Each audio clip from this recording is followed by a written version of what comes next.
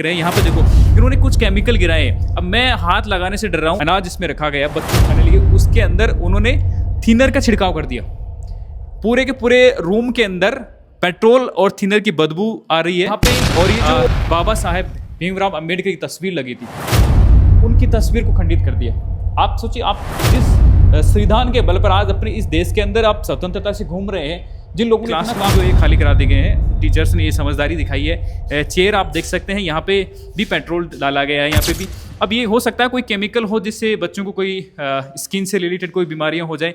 ये जो के बाद में ये तीसरी घटना है, तो मुझे ऐसा लगता है कि कोई असामाजिक तत्व है जो कुछ 2-3 के ग्रुप हैं, वही आकर के रात के समय ऐसी घटनाएं करते हैं। क्योंकि मेरे पास सब नहीं है ऐसे लोगों के लिए कि आखिर वो ऐसा करना क्यों चाहते हैं। इसी पे भी पूरे पे पेट्रोल छिड़का गया है। एक भय का वातावरण फैला जाएगा, तो किस तरह से शिक्षा जगत में हम आगे बढ़ पाएंगे और अपने भविष्य को संवार पाएंगे। साथियों, फिलहाल मैं अभी उदय राज की ढाणी राधाकिशनपुरम में एक स्कूल है, सरकारी स्कूल। वो स्कूल जिसमें जो अभावग्रस्त बच्चे हैं, कहते हैं कि जब बहुत बड़े बड़े स्कूल्स होते हैं, जो एजुकेशन हब्स हैं, उनमें हम नहीं पढ़ा पाते, तो हम एक आशा करके अपने बच्चों को सरकारी स्कूल में भेजते हैं। और सरकार के जो टीचर हैं, जो यहाँ के जो स्टाफगण हैं, वो लोग पूरी मेहनत करके उनको पढ़ाते हैं। और धीरे धीरे जैसे जैसे सरकार से भी आपको पता है कि जो प्रोसेस होती है, जो इक्विपमेंट्स मिलने की या फिर सुविधाओं को, एम्यूनिटी जो सरकारी स्कूल में आती हैं, वो किस तरीके से आती हैं, कितनी शिद्दतों के बाद आती हैं, इन सब टीचर लोगों की और गांव वालों का भी सहयोग होता है इसमें। ये पूरा स्कूल इन बच्चों के लिए सजाया गया था।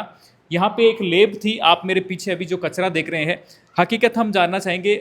मैम हमारे साथ मौजूद है। मैम, ये जो तोड़फोड़ का जो सिलसिला हम यहाँ देख रहे हैं, ये कैसे, कब पता चला आपको, क्या हुआ? सर, शनिवार को हम लोग यहाँ से स्कूल बंद करके गए थे। बिल्कुल साफ़ सफाई थी, कक्षाओं में कोई कहीं समस्या नहीं थी। और मंडे को जब आकर हम खोलते हैं तो पूरा कमरा इस तरह से अस्त व्यस्त था, सब कुछ तोड़ा फोड़ा था। अब रात के समय आए हैं, दिन के समय आए हैं, संडे और सैटरडे के अंदर ये घटना हुई है। तो हम ये तो एग्जैक्ट नहीं बता सकते क्यों हम उपस्थित नहीं थे, लेकिन पूरे कमरे की बहुत बुरी हालत है। सारे फर्नीचर पे पेट्रोल डीजल वगैरह छिड़का हुआ है, दरियों पे छिड़का हुआ है। स्कूल खोला तो ये पूरा मंजर आपको बहुत ही टूटा फूटा। और प्रीवियस डे की बात करूं, पहले दिन की बात करूं, क्या कोई ऐसा कोई यहाँ पे कोई झगड़ा या कुछ हुआ था कि जिस वजह से हो सकता है किसी ने अपने अग्रेशन को यहाँ निकाला हो? ऐसा कुछ नहीं, बहुत ही शांत वातावरण था। और ये घटना आज की नहीं है, पहले तीसरी बार ये घटना हुई है। पहले हो चुकी है ये घटना, अब की बार समर वेकेशन के बाद में ये तीसरी घटना है। तो मुझे ऐसा लगता है कि कोई असामाजिक तत्व है जो कुछ 2-3 के ग्रुप हैं, वही आकर के रात के समय ऐसी घटनाएं करते हैं। क्योंकि हमारी स्कूल सड़क पे है, दिन में तो अगर कोई भी आएगा तो किसी न किसी की नज़र पड़ जाएगी। तो ऐसे समय ऐसे कौन लोग हो सकते हैं, ये तो या तो प्रशासन जाने या सरकार जाने, हम तो इस बारे में कुछ नहीं कह सकते। प्रशासन से अगर ये अब कह रहे हैं तीसरी बार हुआ है, तो पिछले दो प्रीवियस टाइम थे, उनमें क्या उन्होंने कोई कार्रवाई नहीं करी? नहीं, दोनों बार ही हमने पुलिस प्रशासन को भी जगाया है, हमारे जो ऑफिसेज हैं उनमें भी हमने सूचनाएं पहुंचाई हैं। तो दोनों बार ही पुलिस वालों ने हमें कहा कि हम गश्त करके आए हैं। आज वो ज़रूर मौका मुआयना करने के लिए सबके सामने आए थे। तो उन्होंने हमें आश्वस्त तो किया है कि हम विद्यालय के वातावरण को फिर से सुरक्षित करेंगे, अपनी तरफ से प्रयास करेंगे। लेकिन सरकार से भी मेरा निवेदन है, अगर इस तरह से सरकारी संपत्तियों को नुकसान पहुँचाया जाएगा, एक भय का वातावरण फैला जाएगा, तो किस तरह से शिक्षा जगत में हम आगे बढ़ पाएंगे और अपने भविष्य को संवार पाएंगे।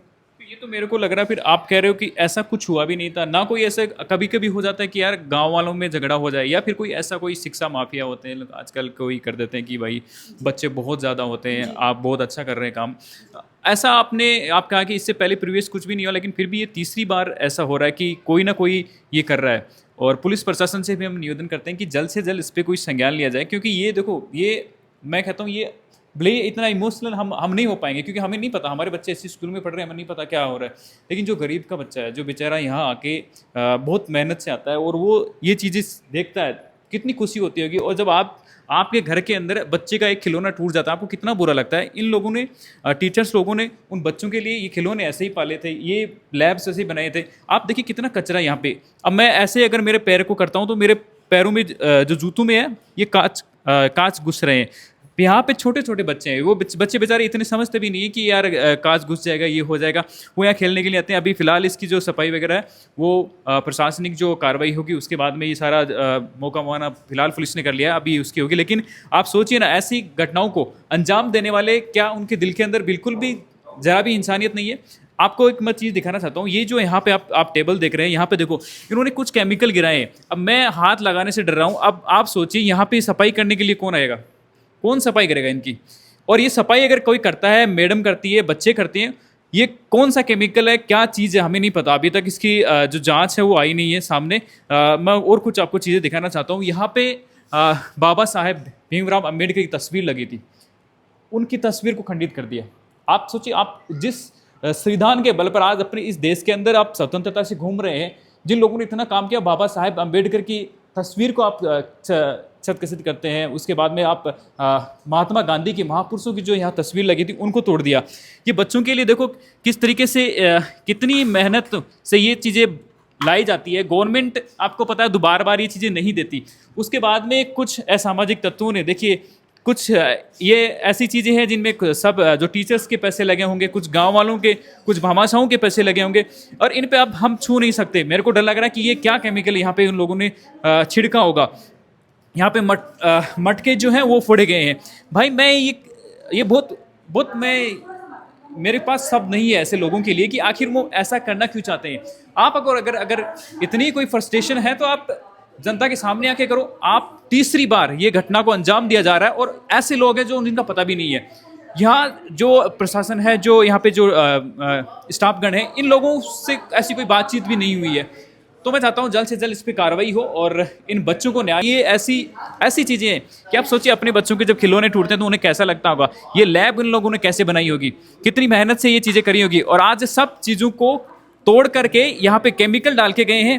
पूरे जो रूम है, क्लासरूम है, उसके अंदर कांच के टुकड़े पड़े हैं। इस घटना को जिसने अंजाम दिया उसकी मानसिकता कितनी संकीर्ण होगी। ये जो यहाँ पे जो गेहूं की जो रखी गई है, अनाज इसमें रखा गया, बच्चों खाने लगे, उसके अंदर उन्होंने थिनर का छिड़काव कर दिया।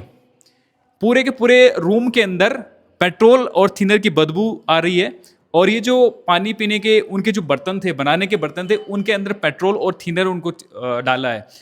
ये मतलब किस मानसिकता के साथ में इस चीज़ को उन्होंने अंजाम दिया है, मेरे को ये समझ नहीं आ रहा।